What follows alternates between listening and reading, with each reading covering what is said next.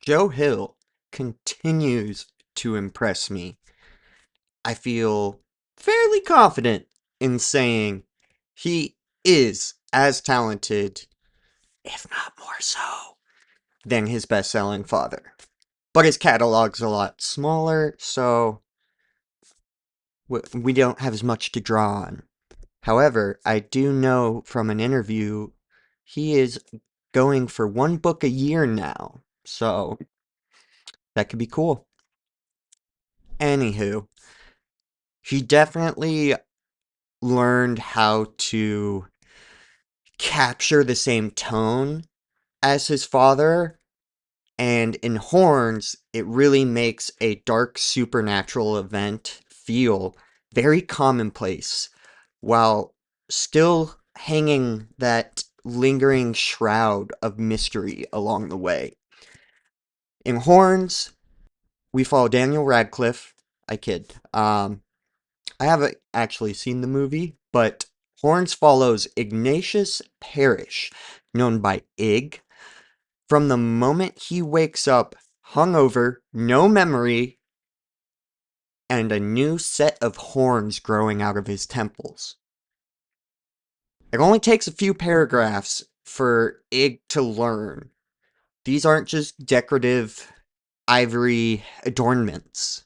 They give him the power to see the depraved pasts of people he touches, and the strength to bend others' wills through offers and bargains to satiate their deepest, darkest, most sinful desires.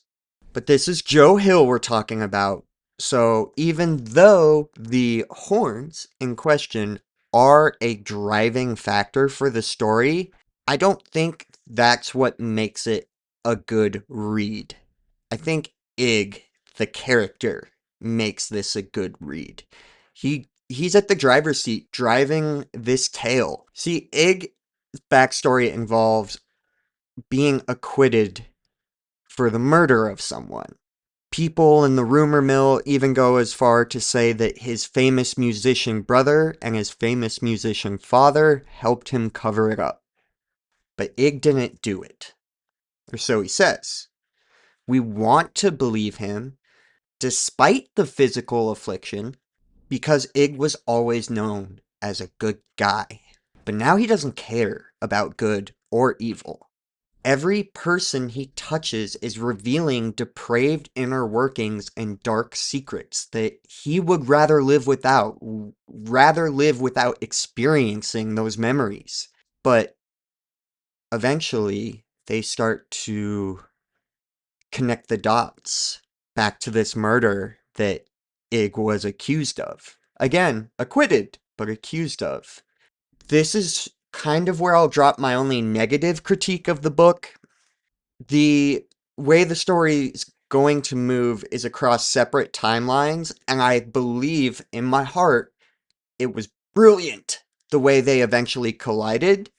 However, along the way, some mundane scenes really felt like they dragged on.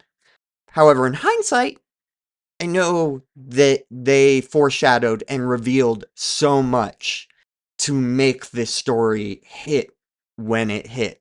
All that to say, I love a good story that examines Lucifer's fall and his relationship with humanity.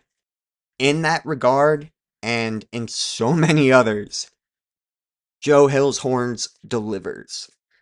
I highly recommend occult horror fans check this out. If you like Stephen King's voice, check this one out.